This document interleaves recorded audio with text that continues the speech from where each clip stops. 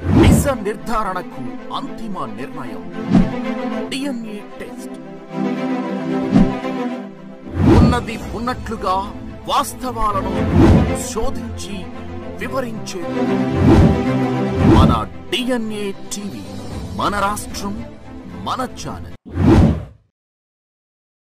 నమస్కారం, DNA news కి స్వాగతం. ముందుగా ముఖ్యాంశాలు. కేంద్రంలో అధికారంలో ఉన్న బీజేపీ ఎన్నికలంటే భయపడుతోంది ఆరోపించిన ఢిల్లీ విద్యాశాఖ మంత్రి ఆతిషి.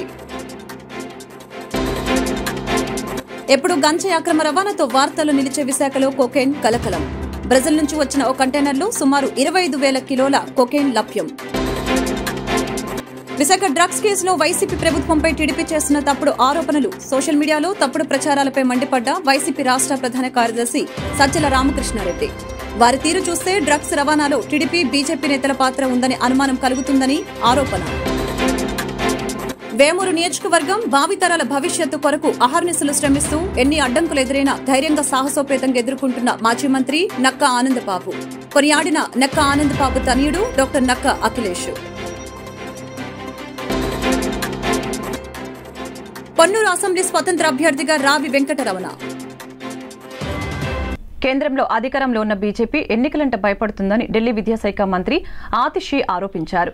ఢిల్లీ మద్యం పాలసీ కేసును సిపిఐ ఈడీ గత 2 ఏళ్లుగా దర్యాప్తు చేస్తున్నప్పటికీ అక్రమాలు జరిగాయని అనటానికి ఒక్క ఆధారం కూడా సేకరించలేకపోయారని చెప్పారు.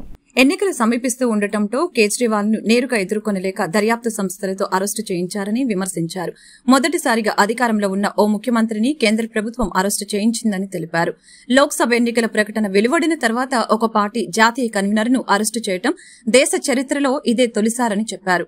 ఇది బీజేపీ రాజకీయ కుట్ర అంటూ ఆగ్రహం వ్యక్తం చేశారు. भारतीय जनता पार्टी शासित केंद्र सरकार और उनके पॉलिटिकल हथियार एनफोर्समेंट डायरेक्टोरेट ने गिरफ्तार कर लिया है, लेकिन मैं भारतीय जनता पार्टी को यह बताना चाहती हूं कि अरविंद केजरीवाल सिर्फ एक मुख्यमंत्री नहीं है, अरविंद केजरीवाल सिर्फ एक नेता नहीं है, अरविंद केजरीवाल एक विचार है, अरविंद केजरीवाल एक प्रेरणा है, अरविंद केजरीवाल वो आदमी है जो अपनी IRS की नौकरी छोड़कर, इनकम टैक्स की नौकरी छोड़कर दिल्ली की सड़कों पर उतरा था इस देश के लोकतंत्र को बचाने के लिए, इस देश के संविधान को बचाने के लिए. और आज अगर आपने चुनाव से जस्ट पहले अरविंद केजरीवाल को गिरफ्तार किया है, उनको कैंपेन में जाने से रोकने के लिए गिरफ्तार किया है, तो मैं भारतीय जनता पार्टी को बता दूं कि आप एक अरविंद केजरीवाल को गिरफ्तार कर सकते हैं, लेकिन हजारों अरविंद केजरीवाल दिल्ली की सड़कों पे और देश की सड़कों पे उतरेंगे इस देश के लोकतंत्र को बचाने के लिए. आज भारतीय जनता पार्टी ने लोकतंत्र को खत्म करने का कोई प्रयास नहीं छोड़ा.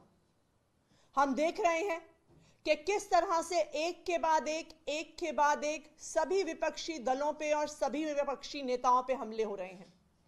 अगर वो भारतीय जनता पार्टी में चले जाते हैं तो उनके खिलाफ केस बंद हो जाते हैं, अगर वो भारतीय जनता पार्टी में जाने से मना कर देते हैं तो उन्हें उठा के जेल में फेंक दिया जाता है. दूसरी तरफ हमने देखा है कि किस तरह से कंपनियों को ईडी और सीबीआई के माध्यम से डरा के, धमका के, उन पे केस करके उनसे इलेक्टोरल बॉन्ड्स के माध्यम से हजारों करोड़ की उगाही करी है भारतीय जनता पार्टी ने. ఎప్పుడు గంజాయి అక్రమ రవాణాతో వార్తల్లో నిలిచే విశాఖలో కొకైన్ కలకలం రేపింది. బ్రెజిల్ నుంచి వచ్చిన ఓ కంటైనర్లో సుమారు 25 కిలోల డ్రై ఈస్ట్లో కొకైన్ కనిపించడం తీవ్ర సంచలనంగా మారింది. దీనిపై విశాఖ నగర పోలీస్ కమిషనర్ రవిశంకర్ మాట్లాడారు. విశాఖలో డ్రగ్స్ పట్టుబడిందని, ఈ ఘటనపై సిపిఐ విచారణ చేపడుతుందని తెలిపారు. విశాఖలో ప్రైవేట్ కంటైనర్ టెర్మినల్ తమ పరిధిలోనిది కాదని తెలియజేశారు.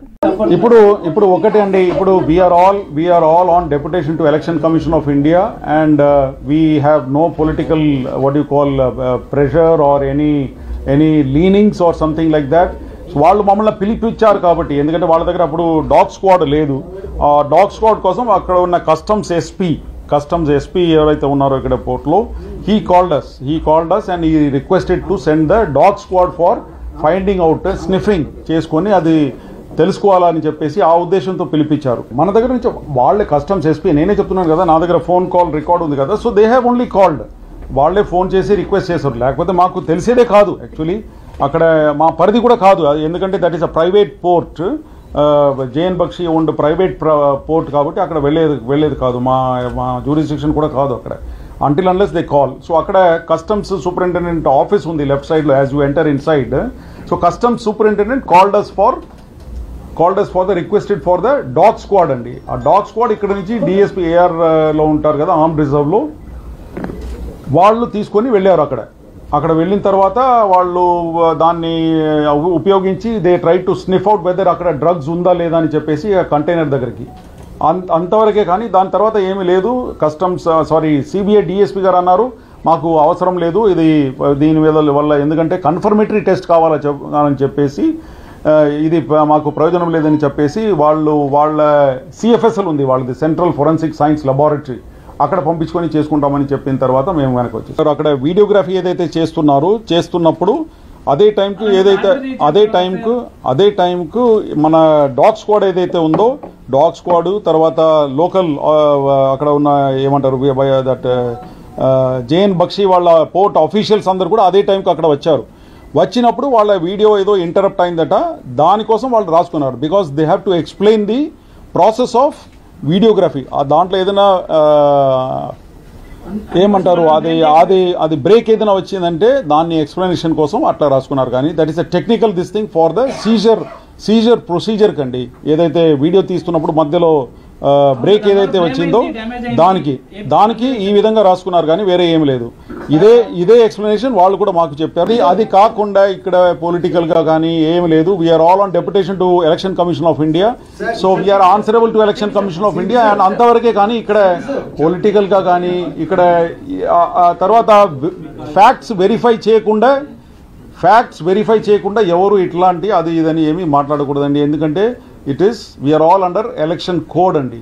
We are answerable to the election commission of India. Telangana రాష్ట్ర ముఖ్యమంత్రి రేవంత్ రెడ్డిని భద్రాచలం ఎమ్మెల్యే తెల్లం వెంకట్రావు గురువారం హైదరాబాద్ లో కలిసి శాలువాతో సత్కరించారు. పార్లమెంట్ ఎన్నికల సందర్భంగా బీఆర్ఎస్ ఎమ్మెల్యేలు కాంగ్రెస్ లో చేరనున్నారని ప్రచారం సాగుతున్న నేపథ్యంలో వెంకట్రావు సీఎంను కలవటం చర్చనీయాంశంగా మారింది. రాబోయే పార్లమెంట్ ఎన్నికల్లో ఎలాంటి అవాంఛనీయ సంఘటనలు చోటు చేసుకోకుండా ఎన్నికల సంఘం మార్గదర్శకాల మేరకు పటిష్టమైన చర్యలు చేపట్టడం జరుగుతుందని భద్రాద్రి కొత్తగూడెం జిల్లా ఎస్పీ రోహిత్ రాజ్ తెలిపారు. గురువారం జిల్లా సరిహద్దు ప్రాంతమైన ఆంధ్రప్రదేశ్ రాష్ట్రం ఏలూరు జిల్లా పోలీసు అధికారులతో వీడియో కాన్ఫరెన్స్ నిర్వహించారు. జిల్లాల సరిహద్దులో ఏర్పాటు చేసిన చెక్ పోస్టుల వద్ద పటిష్ట నిఘా ఉంచాలని తెలిపారు. భద్రాద్రి కొత్తగూడెం జిల్లా చుంచుపల్లి గ్రామానికి చెందిన బూక్య మంగత్య అనే వ్యక్తి ఇంట్లో గురువారం రాత్రి గ్యాస్ సిలిండర్ లీక్ అయి మంటలు ఎగిసిపడ్డాయి. స్థానికుల ద్వారా విషయం అందుకున్న ఎస్ఐ గడ్డం ప్రవీణ్ సమయస్ఫూర్తిని ప్రదర్శించి మంటలను చాకచక్యంగా ఆర్పేశారు. మంటల్ని అదుపు చేయడంతో ఎటువంటి ప్రమాదం జరగలేదు. రాష్ట్ర ప్రజల ప్రయోజనాలే ఏకైక అజెండాగా ఎన్డీఏలో చేరామని టీడీపీ అధినేత చంద్రబాబు చెప్పారు. పార్లమెంట్లో బలమైన గలం వినిపిస్తూ రాష్ట్రం కోసం పోరాడగల నాయకులనే అభ్యర్థులుగా నిలబెడుతున్నామని తెలిపారు. పార్లమెంటుకు పోటీ చేసే 13 మంది తెలుగుదేశం అభ్యర్థుల్ని, వీరితో పాటు మరో 11 అసెంబ్లీ స్థానాలకు కూడా అభ్యర్థుల్ని ప్రజాభిప్రాయం మేరకు ఎంపిక చేసి ప్రకటిస్తున్నామని చెప్పారు. టీడీపీ అభ్యర్థుల 3వ జాబితా విడుదలైంది. 11 అసెంబ్లీ స్థానాలతో పాటు 13 పార్లమెంట్ అభ్యర్థుల్ని ఈ జాబితాలో పార్టీ ప్రకటించడం జరిగింది. పొత్తులో భాగంగా 144 అసెంబ్లీ, 17 పార్లమెంటు స్థానాల్లో టీడీపీ పోటీ చేయనున్న విషయం విదితమే. దీనిలో భాగంగా ఇదివరకే 128 అసెంబ్లీ స్థానాలకు అభ్యర్థుల్ని ప్రకటించింది. ఇప్పుడు మరో 11 మంది అభ్యర్థుల్ని ఖరారు చేసింది. కాగా మరో 5 శాసనసభ, 4 ఎంపీ స్థానాలను పెండింగ్ లో పెట్టింది. ఈ సందర్భంగా టీడీపీ అధినేత చంద్రబాబు ఎక్స్ వేదికగా స్పందిస్తూ రాష్ట్ర ప్రజల ప్రయోజనాలే ఏకైక అజెండాగా ఎన్డీఏలో చేరామని చెప్పారు. పార్లమెంట్లో బలమైన గలం వినిపిస్తూ రాష్ట్రం కోసం పోరాడగల నాయకులని అభ్యర్థులుగా నిలబెడుతున్నామని తెలిపారు. పార్లమెంటుకు పోటీ చేసే 13 మంది తెలుగుదేశం అభ్యర్థుల్ని, వీరితో పాటు మరో 11 అసెంబ్లీ స్థానాలకు కూడా అభ్యర్థుల్ని ప్రజాభిప్రాయం మేరకు ఎంపిక చేసి ప్రకటిస్తున్నామని చెప్పారు. ప్రజలారా దీవించండి అంటూ ట్వీట్ చేశారు. మరొకవైపు తాజా జాబితాలో బోడే ప్రసాద్, సోమిరెడ్డి చంద్రమోహన్ రెడ్డి, వసంతకృష్ణ ప్రసాద్, ఐతాబత్తుల ఆనందరావు ఎంపీ అభ్యర్థిగా, కేశినేని చిన్ని తదితరులకు అవకాశం దక్కింది.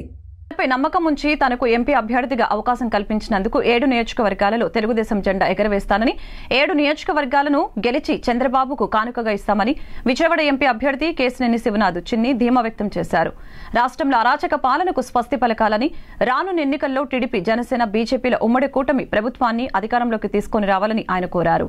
నేడు టీడీపీ 3వ జాబితాను విడుదల చేసిన సంగతి తెలిసిందే. ఎంపీల జాబితాలో విజయవాడ పార్లమెంట్ అభ్యర్థిగా కేశినేని శివనాథ్ చిన్నిని ప్రకటించిన సందర్భంగా గురునానక్ కాలనీలోని టీడీపీ విజయవాడ పార్లమెంటు కార్యాలయం ఎదుట సంబరాలు అంబరాన్ని అంటాయి. ఈ నేపథ్యంలో పార్టీ కార్యకర్తలు, అభిమానులు బాణాసంచా కాల్చి వారి సంతోషాన్ని వ్యక్తం చేశారు. ఈ సందర్భంగా విజయవాడ పార్లమెంట్ అభ్యర్థి కేశినేని శివనాథ్ మాట్లాడుతూ విజయవాడ పార్లమెంట్ అభ్యర్థిగా అవకాశం ఇచ్చిన నారా చంద్రబాబుకు, నారా లోకేష్ కి అండగా నిలిచిన తెలుగుదేశం పార్టీ కుటుంబ సభ్యులందరికీ ప్రత్యేకంగా ధన్యవాదాలు తెలిపారు. తనపై నమ్మకం ఉంచి తనకు ఎంపీ అభ్యర్థిగా అవకాశం కల్పించినందుకు 7 నియోజకవర్గాల్లో తెలుగుదేశం జెండా ఎగరవేస్తామని, 7 నియోజకవర్గాలను గెలిచి చంద్రబాబుకు కానుకగా ఇస్తామని ధీమా వ్యక్తం చేశారు.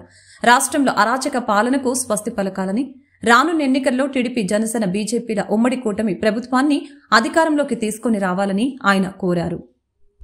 డ్రగ్స్ విషయంలో వైఎస్ఆర్సీపీ ప్రభుత్వంపై టీడీపీ తప్పుడు ఆరోపణలు, సోషల్ మీడియాలో తప్పుడు ప్రచారం చేస్తున్నారని వైసీపీ రాష్ట్ర కార్యదర్శి, ప్రభుత్వ సలహాదారు సజ్జల రామకృష్ణారెడ్డి మండిపడ్డారు. గుమ్మడికాయల దొంగ భుజాలు తడుముకున్నట్లుగా ముందే టీడీపీ వాళ్లు భుజాలు తడుముకుంటున్నారని, డ్రగ్స్ విషయంలో బీజేపీ, టీడీపీ నేతల పాత్ర ఉందని అనుమానం వ్యక్తం చేశారు. ఈ సందర్భంగా శుక్రవారం తాడేపల్లిలో ఆయన మీడియాతో మాట్లాడారు.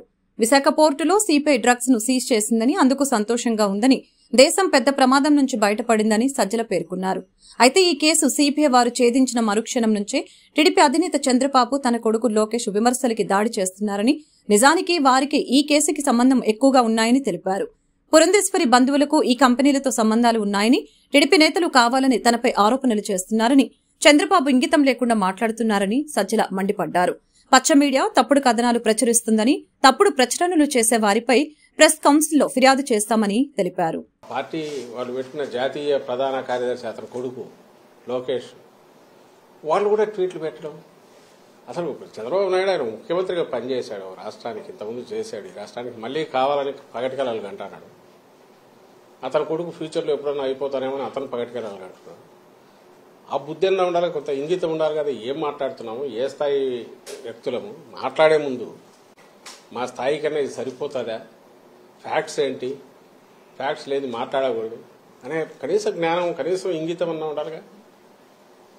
ఇప్పుడు దానికి రిప్లై మేము ఎక్స్ప్లెనేషన్ లాగా ఇచ్చుకోవాలి. ఇప్పుడు అలా జరిగిండేది ఒక అసలు నిజంగా అది దేశంలోకి వచ్చింటే భయంకరంగా ఉండేది.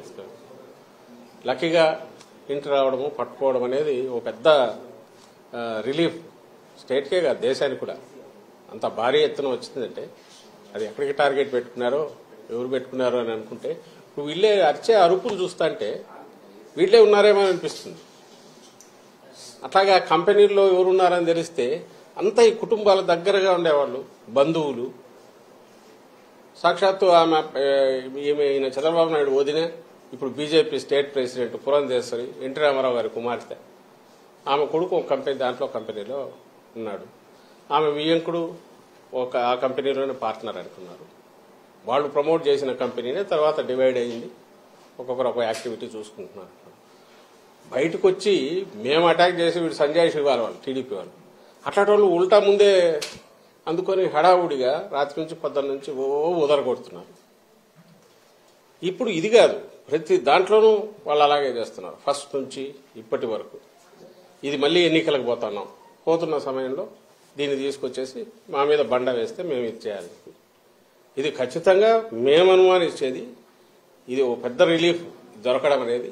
అదే గన ఊహించలేకపోతున్నాం, అది గన తప్పించుకొని బయటకు వచ్చింటే ఇది ఖచ్చితంగా టీడీపీ. విజయవాడలోని బందర్ రోడ్లో ఒక ప్రైవేట్ హోటల్లో ఫుడ్ బిజినెస్ ఆఫర్లతో సమావేశం ఏర్పాటు చేసిన FSSAI CEO కమలవర్ధన్ రావు సమావేశానికి రాష్ట్రం నలుమూలల నుంచి ప్రముఖ ఫుడ్ అసోసియేషన్ సభ్యులు మరియు హోటల్ అసోసియేషన్ ప్రెసిడెంట్స్ హాజరయ్యారు. ఫుడ్ బిజినెస్ ఆపరేటర్స్ యొక్క సమస్యల్ని తెలుసుకోవడానికి ఈ సమావేశం ఏర్పాటు చేశామని తెలిపారు. రాష్ట్రంలోని 26 జిల్లాల నుంచి హోటల్ అసోసియేషన్ ప్రెసిడెంట్స్ సమావేశానికి హాజరయ్యారు. దేశంలోని 2,50,000 పంచాయతీల్లో 5,40,000 రేషన్ దుకాణాల్లో పౌష్టిక ఆహారం అందించే ఫర్టిఫైడ్ బియ్యాన్ని అందజేస్తున్నట్లు తెలిపారు. ఫార్టిఫైడ్ బియ్యంపై ఉన్న అపోహల్ని తొలగించడానికి మా వంతు ప్రయత్నం చేస్తున్నాం. భారతదేశంలో ఆహార నాణ్యతను తెలుసుకోవడానికి భారతదేశంలోని 249 పరీక్ష కేంద్రాలు ఉన్నాయి. మొబైల్ ల్యాబ్స్ ద్వారా రైతు వద్దకి వెళ్లి నాణ్యతను పరీక్షిస్తున్నట్లు తెలియజేశారు. ఫుడ్ సెల్లింగ్ వీటిలో పాల్పంచుకుంటున్నారు. సో వీళ్ళందరికీ కూడా ఒక సేఫ్ ఫుడ్ అనేది 140 crores సప్లై చేయడంలో, స్టాండర్డ్స్ తయారు చేయడంలో food safety and standards authority of India ఒక 2006 యాక్ట్ ప్రకారం రూపీకరించుకున్నాము. దాని ప్రకారంగా ఒక 200 మంది సైంటిస్టులు 21 సైంటిఫిక్ ప్యానెల్స్ తోటి, అంటే మీకు scientific panel on meet and meet products, oils, cereals and pulses and water, ఇట్లా డిఫరెంట్ సబ్జెక్టుల మీద 21 సైంటిఫిక్ ప్యానెల్ 200 మంది సైంటిస్టులు పనిచేస్తూ దేశం నలుమూలల 4,000 కంటే ఎక్కువ ఫుడ్ సేఫ్టీ ఆఫీసర్స్, అందరు ఫుడ్ సేఫ్టీ కమిషనర్స్ కలిసి బాధ్యత వహించి ఈ సేఫ్ ఫుడ్ని సప్లై చేయటం అనేది బాధ్యత. సో దాని ప్రకారంగా అన్ని రాష్ట్రాల్లోనూ మేము తిరగటం, ఇండస్ట్రీ తోటి కనెక్ట్ పెట్టుకోవటం, ఇండస్ట్రీ యొక్క అభిప్రాయాలు తెలుసుకోవటం, వాళ్ళ ఫుడ్ ఇండస్ట్రీ యొక్క మ్యానుఫ్యాక్చరర్స్ కానివ్వండి, వాళ్ళు యూజ్ చేసే పెస్టిసైడ్స్ లెవెల్స్ కానివ్వండి, ఫర్టిలైజర్స్ లెవెల్స్ కానివ్వండి, ఇవన్నిటి కూడా తెలుసుకోవడానికి, వాళ్ళ ఛాలెంజెస్ ఏముంటున్నాయి తెలుసుకోవడానికి అనుకున్నాను మేము ఇక్కడ రావడం జరిగింది. అన్ని రాష్ట్రాలకు వెళ్తున్నాము. మహారాష్ట్ర, ఉత్తరప్రదేశ్ రాష్ట్రాలకు వెళ్ళాం. అదేవిధంగా ఆంధ్రప్రదేశ్లో కూడా ఈ ఫుడ్ బిజినెస్ ఆపరేటర్స్ వాళ్ళకున్న ఇష్యూస్ ఏంటి, రిజిస్ట్రేషన్ దగ్గర నుంచి, రెన్యువల్స్ దగ్గర నుంచి, సర్వైలెన్స్ రిపోర్ట్స్ దగ్గర నుంచి, ల్యాబ్స్తో వాళ్ళకున్న కష్టాలు ఏమిటి, అవన్నీ కూడా ఈరోజు తెలుసుకోవడం జరిగింది. మిత్రులందరూ కూడా, ఎఫ్బీ వాళ్ళందరూ కూడా వచ్చారు, ఫుడ్ బిజినెస్ ఆపరేటర్స్ వచ్చారు, రైస్ మిల్లర్స్ వచ్చారు. రైస్ ఫార్టిఫికేషన్ చాలా అద్భుతంగా జరుగుతుంది ఆంధ్రప్రదేశ్లో, అది మీకు అందరికీ తెలుసు. నివాస్ గారు వాళ్ళ టీం కూడా ఎంతో అద్భుతంగా పనిచేస్తున్నారు. రైస్ ఫార్టిఫికేషన్ అనేది ఇప్పుడు దేశం నలుమూలల 2,50,000 పంచాయత్స్లో 5,40,000 రేషన్ షాప్స్. బాపట్ల జిల్లా వేమూరు నియోజకవర్గం బట్టిప్రోలు మండలంలో ఓటు అవగాహన సదస్సు నిర్వహించిన Bhattiprolu assistant project manager Shriman Narayana. ఈ కార్యక్రమంలో పాల్గొన్న బట్టిప్రోలు మండల తహసీల్దార్, డిప్యూటీ తహసీల్దార్ కార్యాలయ సిబ్బంది, పొదుపు సంఘాల మహిళలు పెద్ద ఎత్తున పాల్గొన్నారు. ఈ కార్యక్రమంలో అసిస్టెంట్ ప్రాజెక్టు మేనేజర్ మాట్లాడుతూ ఓటు 18 సంవత్సరాలు ప్రతి ఒక్కరూ రాజ్యాంగం ద్వారా కల్పించబడిందని, ప్రతి ఒక్కరు ఓటు ద్వారా ప్రజా ప్రతినిధుల్ని ఎన్నుకునే అవకాశం ఉందని తెలిపారు. 2024 సార్వత్రిక ఎన్నికలకు సమయం వచ్చిందని, ప్రతి ఒక్కరూ తమ ఓటు ద్వారా నాయకుల్ని ఎన్నుకోవాలని అన్నారు. అప్పుడే మంచి భవిష్యత్తు ఉంటుందని, అదే కాకుండా 18 సంవత్సరాలు నిండిన వారు ఏప్రిల్ 15వ తారీఖు వరకు ఓటు పెట్టుకునేందుకు అవకాశం ఉందని తెలిపారు. కావున ప్రతి ఒక్కరూ ఈ అవకాశాన్ని సద్వినియోగపరుచుకోవాలని శ్రీమన్నారాయణ తెలిపారు. ఈ కార్యక్రమంలో వీఆర్ఓలు, సీసీలు, వీఓఏలు, డ్వాక్రా మహిళలు తదితరులు పాల్గొన్నారు. గౌరవ పెద్దలు, భారత రాజ్యాంగ నిర్మాత, భారతరత్న బాబాసాహెబ్ డాక్టర్ అంబేద్కర్ గారు భారతదేశంలోని పెద్దలందరూ కలిపి స్వాతంత్రానంతరం మన భారతదేశంలో మహిళలకు, పురుషులకు అందరికీ కలిపి వయసును ఆధారంగా చేసుకొని 18 సంవత్సరాలు నిండిన ప్రతి ఒక్కరికి వయో పరిమితి ప్రకారం ఓటు హక్కుని ఇవ్వటం జరిగింది. ప్రతి ఒక్కరికి సమానంగా ఈ ఒక్క ఓటు హక్కుని రానున్న సార్వత్రిక ఎన్నికల్లో, 2024 సార్వత్రిక ఎన్నికల్లో ప్రతి ఒక్కరూ చక్కగా వినియోగించుకొని తమ యొక్క ఓటు విలువని తెలియజేసుకోవాలని కోరుకుంటూ, మా పై అధికారులు ఇచ్చిన ఆదేశాల మేరకు ఈరోజు ఈ ర్యాలీని నిర్వహించడం జరుగుతుంది, ఓటు హక్కు అవగాహన ర్యాలీని. దీనిలో భాగంగా మన బట్టిప్రోలు మండలం పరిధిలోని ప్రతి ఒక్క ప్రజలు, 18 సంవత్సరాలు నిండిన ప్రతి ఒక్కరూ చక్కగా తమ యొక్క ఓటు హక్కును వినియోగించుకోవాలని కోరుకుంటూ, ఈ అవకాశాన్ని మాకు ప్రజలందరూ కూడా గమనించాలి. మీ యొక్క ఓటు విలువ తెలుసుకొని సక్రమంగా ప్రజల కొరకు వినియోగపడే వ్యక్తులను ఎన్నుకోవాలి. చక్కగా సేవలు అందించేవారిని, మనకు ఉపయోగపడే, ప్రజలకు ఉపయోగపడే సర్వీస్ చేసేవారిని గుర్తించి ఎక్కడో కూడా ప్రలోభాలకు లోను కాకుండా మీ ఓటును వినియోగించుకోవాలి. అలాగే 18 సంవత్సరాలు నూతనంగా నిండినటువంటి వయోజనులు ఎవరైనా అయితే ఉన్నారో వారందరూ కూడా రానున్న ఏప్రిల్ 15వ తేదీలోగా మీ యొక్క సంవత్సరాలు నిండిన యువకులు అందరూ కూడా రానున్న ఏప్రిల్ 15వ తేదీలోగా ప్రతి ఒక్కరూ మీ ఓటు హక్కును వినియోగించుకోవాలని కోరుకుంటూ, ఈ యొక్క ఓటు హక్కు అవగాహన ర్యాలీని అందరూ వచ్చి విజయవంతం చేసినందుకు మీడియా మిత్రులకి, అధికారులకి, పాల్గొన్న వారికి, ప్రజలందరికీ కూడా పేరు పేరున ధన్యవాదాలు తెలియజేసుకుంటూ ముగిస్తున్నాం. Thank you. ప్రపంచ వాటర్ దినోత్సవాన్ని పురస్కరించుకొని పరిటాలలోని ఎంవీఆర్ కళాశాలలో విద్యార్థులు భవిష్యత్తులో నీళ్లను ఎలా శుద్ధి చేసుకోవాలి, ఎలా రక్షించుకోవాలి అనే వాటిపై ప్రాజెక్టులు నిర్వహించడం జరిగింది. ఈ కార్యక్రమానికి ఎన్టీఆర్ డిస్టిక్ గ్రౌండ్ వాటర్ అధికారి విచ్చేసి విద్యార్థులు తయారు చేసిన ప్రాజెక్టుల్ని సందర్శించారు. ఈ సందర్భంగా ఆయన మాట్లాడుతూ భవిష్యత్తులో మనం మంచినీళ్లను ఎలా కాపాడుకోవాలి అనే అంశంతో విద్యార్థులు మంచి ప్రాజెక్టుల్ని నిర్వహించడం అభినందనీయమని ఆయన కొనియాడారు. ఆంధ్రప్రదేశ్లో నదులు ఎక్కువగా ఉన్నాయని, ఆ నదుల నుంచి వచ్చే నీళ్లు సముద్రం పాలవుతున్నాయని, వాటిని రక్షించుకోవాల్సిన బాధ్యత మనందరిపైన ఉందని అభిప్రాయం వ్యక్తం చేశారు. భవిష్యత్తులో నీరు ప్రధానమైనదని, ఆ నీటిని ఎలా వినియోగించుకోవాలి అనే అవగాహన ప్రతి విద్యార్థి అలవర్చుకోవాలని ఆయన సూచించారు. వరల్డ్ వాటర్ డేని ఇంత ఘనంగా నిర్వహించినందుకు ముఖ్యంగా ఎంవీఆర్ కాలేజ్ని మనందరం అభినందించాలి, ముఖ్యంగా సివిల్ ఇంజనీరింగ్ డిపార్ట్మెంట్ని. ఇవాళ మనం చూస్తాం, బెంగళూరు అనే కాదు ప్రపంచవ్యాప్తంగా రిసోర్సెస్ అన్నీ కూడా తగ్గిపోతున్నాయి. వాటర్ని సాంస్క్రిట్లో జీవ్ అంటారు, జీవము అంటే లైఫ్. అందుకే water is the elixir of life, it is the stuff of life, it is life itself అంటారు. ఎప్పుడైతే మనం ఈ వాటర్ని సరిగ్గా ప్రాపర్గా యూజ్ చేసుకోలేమో మొత్తం ప్రపంచంలో ఉన్న అంత జీవరాశికి కూడా చాలా తీవ్రమైన నష్టాన్ని చేకూరుస్తుంది. 1972 స్టాక్హోమ్ కాన్ఫరెన్స్లో మహాకవి శ్రీశ్రీ తెలుగు వాళ్ళని రిప్రజెంట్ చేస్తూ వెళ్ళాడు ఆయన. ఇందిరాగాంధీ దానికి చీఫ్ గెస్ట్. అప్పుడు ఆయన దీని యొక్క ఇంపార్టెన్స్ని గ్రహించి తిరిగి ఇందిరాగాంధీని ఎడ్యుకేట్ చేయడం మూలంగా మాత్రమే 1974లో ఇండియాలో మొట్టమొదటి వాటర్ యాక్ట్ అనేది వచ్చింది. సో అప్పట్లోనే మనం దాన్ని ప్రాముఖ్యత అంతలా గ్రహించామంటే ఇవాళ ఇంకా చాలా ప్రతి డ్రాప్ని కూడా మనం చాలా యూజ్ చేసుకోవాల్సిన అవసరం ఉంది. రెయిన్ వాటర్ని బోల్డ్ వేస్ట్ చేసేస్తున్నాం. అప్పుడే శ్రీశ్రీ చెప్పాడు, ఉప్పొంగే జీవనదీ జలాల నీరు ఉప్పు సముద్రం పాలు అని. సో ఇవాళ నదుల్లోంచి వచ్చే hundreds of TMC of fresh sweet వాటర్ని సముద్రాల్లోకి వదిలేస్తున్నాం. మనకి చాలా వాటర్ ఉంది. ముఖ్యంగా ఆంధ్రప్రదేశ్ని నదుల రాష్ట్రం అంటాం. ఇందులో ఉన్న నదులు ఇంకెక్కడా లేవు. పంజాబ్లో 5 నదులే ఉన్నాయి. అయినా అంత రిచ్ అవ్వడానికి కారణం అక్కడ నదులే. మనకి 40 నదులు ఉన్నాయి. నిజంగా చెప్పాలంటే అసలు పంజాబ్లో ఇప్పుడు 3 నదులే ఉన్నాయి. 2 నదులు పాకిస్తాన్లోకి వెళ్ళిపోయాయి, పాకిస్తాన్లో ఉన్న పంజాబ్లోకి వెళ్ళిపోయాయి. కాబట్టి మనకి ఇన్ని నదులు ఉన్నాయి, కానీ చాలా మటుకు మీరు కృష్ణానదే చూసుకోండి, ఇంకిపోయింది డ్యాములు కట్టేయడం మూలంగా. ఈ వాటర్ ప్రతి డ్రాప్ని యూజ్ చేయడం మనం ప్రాపర్గా చేయలేకపోతే సస్టైనబుల్ డెవలప్మెంట్ అంటే industry in harmony with nature అంటారు. అంటే జనరేషన్ అంటే ఒక 30 years అనమాట. సో సస్టైనబుల్ డెవలప్మెంట్ అంటే కేవలం మన యొక్క మంచి చూసుకోకుండా రాబోయే 2-3 తరాలు అంటే రాబోయే 60-70 సంవత్సరాలను దృష్టిలో పెట్టుకుని మనం ఏ యాక్టివిటీ చేసినా చేయాలి. దాన్ని దృష్టిలో పెట్టుకుని మనం దీన్ని కాపాడుకోవాల్సిన అవసరం ఉంది.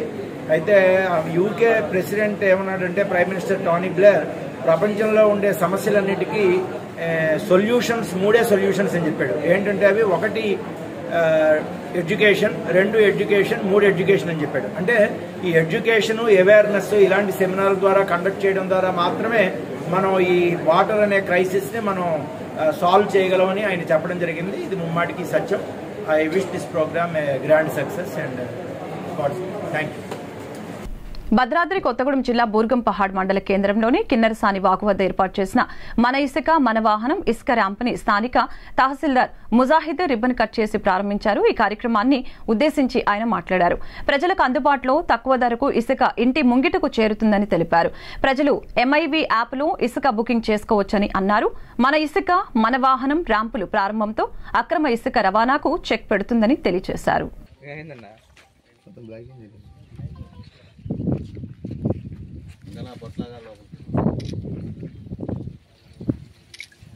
నెల్లూరు నియోజకవర్గం అసెంబ్లీ స్వతంత్ర అభ్యర్థిగా మాజీ ఎమ్మెల్యే రావి వెంకటరమణ పోటీకి సిద్ధంగా ఉన్నట్లు ఆయన వర్గీయులు చెప్పకనే చెప్పారు.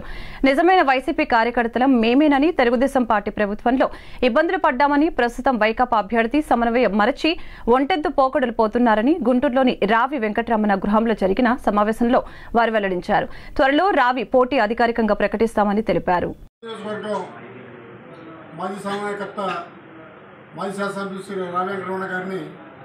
మరి కొన్నూరు నియోజకవర్గం తరఫున మరి అందరూ కలగడం జరిగింది. ఆయన అభిప్రాయం కోసం కొన్నూరు నియోజకవర్గంలో ఉన్న వైఎస్ఆర్సీపీ నిజమైన కార్యకర్తలందరూ మరి ఎదురు చూస్తూ ఉన్నారు ఆయన అభిప్రాయం కోసం. మరి ఆయన ఏ అభిప్రాయం తీసుకున్నా ముక్త కంఠంతో ఆయనంటే నడటానికి సిద్ధంగా ఉన్నారు వైఎస్ఆర్సీపీ కార్యకర్తలు. దానికి తోడు ఇప్పుడున్న అభ్యర్థులు కూడా కలుపుకుపోగా గతంలో ఏ పరిస్థితులు అయితే నిజమైన కార్యకర్తలకు వైఎస్ఆర్ కాంగ్రెస్ పార్టీ కార్యకర్తలకు ఎదురైనాయో ఇప్పుడు కూడా అదే పరిణామాలు చోటు చేసుకుంటున్నాయని మాకు కొన్ని సమాచారాలు అందినాయి. మేము ఎట్టి పరిస్థితుల్లో రమణ గారి మాటలే దగ్గర నుంచి పక్కొచ్చే పరిస్థితి లేదు. రమణ గారు ఏ డిసిజన్ తీసుకున్నా కానీ పొన్నూరు కూడా ప్రకటించబోతున్నాం. ఎందుకంటే వైఎస్ఆర్ కాంగ్రెస్ పార్టీ కార్యకర్తలు గతంలో టీడీపీ పరిపాలనలో ఏ విధంగా అయితే అవమానాలకు, చిత్రహింసలకు, కేసులకు ఇబ్బందులు పడ్డామో వాళ్ళంతా ఈరోజు కూడా రాజవేంద్రనాథ్ గారు అంటే నడతానికి సిద్ధంగా ఉన్నారు. ఆయన అభిప్రాయం 2-3 రోజుల్లోనే కార్యాచరణ ప్రకటిస్తామని మీ ద్వారా తెలియపరుచుకుంటాం. వేమూరు నియోజకవర్గం భావితరాల భవిష్యత్తు కొరకు అహర్నిశలు శ్రమిస్తూ ఎన్ని అడ్డంకులు ఎదురైనా ధైర్యంగా సాహసోపేతంగా ఎదుర్కొంటానని మాజీ మంత్రి నక్క ఆనందబాబు నాయకత్వాన్ని బలపరిచే విధంగా కృషి చేస్తానని నక్క ఆనందబాబు తనయుడు డాక్టర్ నక్క అఖిలేష్ తెలిపారు. ప్రచార కార్యక్రమంలో భాగంగా బాపట్ల జిల్లా వేమూరు నియోజకవర్గం రాచూరు గ్రామంలో నక్క అఖిలేష్ ప్రచారం చేశారు. ప్రతి ఇంటికి వెళ్లి సూపర్ 6 పథకాలను వివరించి టీడీపీ కార్యకర్తలలో జోష్ను నింపుతూ ఉన్నారు. ఈ ప్రచారంలో అఖిలేష్ తో పాటు యువ కార్యకర్తలు అధిక సంఖ్యలో పాల్గొని అఖిలేష్ కు మద్దతు తెలుపుతున్నారు. వార్తలు ముగించే ముందు ముఖ్యాంశాలు మరొకసారి. కేంద్రంలో అధికారంలో ఉన్న బీజేపీ ఎన్నికలంటే భయపడుతోంది ఆరోపించిన ఢిల్లీ విద్యాశాఖ మంత్రి ఆతిషి. ఎప్పుడు గంజాయి అక్రమ రవాణాతో వార్తల్లో నిలిచే విశాఖలో కొకైన్ కలకలం. బ్రెజిల్ నుంచి వచ్చిన ఓ కంటైనర్లో సుమారు 25,000 కిలోల కొకైన్ లభ్యం. విశాఖ డ్రగ్స్ కేసులో వైసీపీ ప్రభుత్వంపై టీడీపీ చేస్తున్న తప్పుడు ఆరోపణలు, సోషల్ మీడియాలో తప్పుడు ప్రచారాలపై మండిపడ్డ వైసీపీ రాష్ట్ర ప్రధాన కార్యదర్శి సజ్జల రామకృష్ణారెడ్డి. వారి తీరు చూస్తే డ్రగ్స్ రవాణాలో టీడీపీ, బీజేపీ నేతల పాత్ర ఉందని అనుమానం కలుగుతుందని ఆరోపణ. వేమూరు నియోజకవర్గం భావితరాల భవిష్యత్తు కొరకు అహర్నిశలు శ్రమిస్తూ ఎన్ని అడ్డంకులు ఎదురైనా ధైర్యంగా సాహసోపేతంగా ఎదుర్కొంటున్న మాజీ మంత్రి నక్క ఆనందబాబు. కొనియాడిన నక్క ఆనందబాబు తనయుడు డాక్టర్ నక్క అఖిలేష్. పొన్నూరు అసెంబ్లీ స్వతంత్ర అభ్యర్థిగా రావి వెంకటరమణ. ఈ వార్తలు ఇంతటితో సమాప్తం. నమస్కారం. నిజ నిర్ధారణకు అంతిమ నిర్ణయం డిఎన్ఏ టెస్ట్. ఉన్నది ఉన్నట్లుగా వాస్తవాలను శోధించి వివరించే మన డిఎన్ఏ టీవీ, మన రాష్ట్రం, మన ఛానల్.